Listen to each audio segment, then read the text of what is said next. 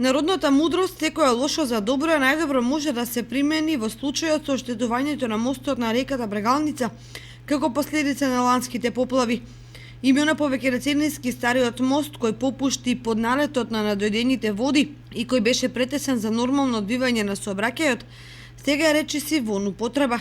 Ваквата несреќа што ги снајде граѓаните на општина Зрновци, кои мораа да кружат преку вините за да стигнат до Кочани и пошироко, набрзо ќе се претвори во среќа, бидејќи со средства од Европската унија и преку UNDP ќе се изгради целосно нов и модерен мост. Тендерот веќе за изградба на овој мост е објавена на 24 март, постапката ќе трае околу 3 недели, така да некаде на 27 април треба да биде познат изведувачот, а почетокот на работите со изведбата на мостот треба да се случи некаде втората половина на месец март. Реализацијата на овој значаен проект е димензионирана на 1 година, меѓутоа можно е искратување на рокот. Начинот на изведба бара период од околу 1 година, меѓутоа ние очекуваме дека ќе биде сработен за 7 до 8 месеци.